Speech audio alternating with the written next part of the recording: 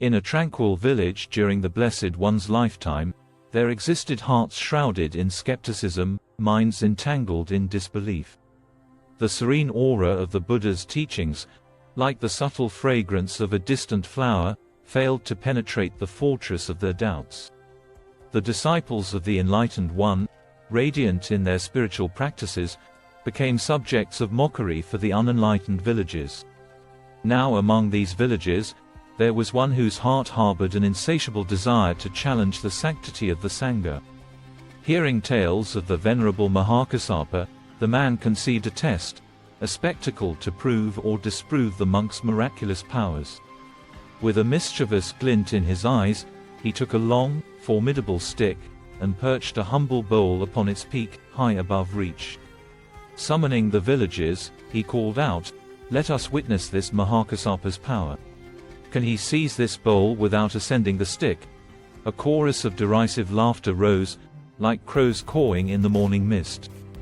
The crowd, a sea of incredulous faces, awaited with bated breath. With footsteps as gentle as the breeze through the bamboo grove, Mahākassapa approached, his presence a serene contrast to the uproar around him. His visage, illuminated by an inner tranquility, bespoke the mastery of his disciplined mind. In deep silence, he closed his eyes, retreating into the boundless ocean of his meditation. The cacophony of mockery became a distant echo, as his consciousness soared beyond the mundane realm. In a moment of profound focus, Mahākassapa's form began to ascend.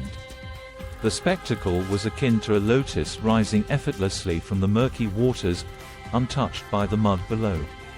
Gasps of astonishment replaced the laughter, eyes widened in wonder. The onlookers beheld Mahākassapa levitating, his serene form defying the natural order of the world. With grace and simplicity, he reached the pinnacle of the stick and retrieved the bowl. Descending slowly, he alighted upon the earth with the same gentleness with which he had risen. The villagers, once doubt-filled, now bowed their heads, awash in reverence.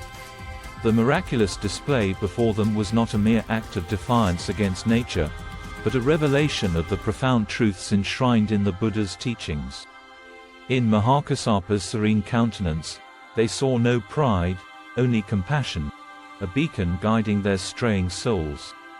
Thus transformed, the villagers gathered around Mahākassapa, their voices humble, their hearts earnest. "Teach us the way," they implored, moved by a longing to unravel the mysteries of the Dharma, to tread the path illuminated by the Blessed One. In that village, where once skepticism reigned, a seed of faith was sown.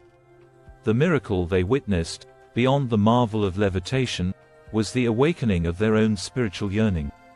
Through his act, Mahākassapa had not sought to display power, but to usher their souls towards enlightenment, embodying the virtues of humility and compassion.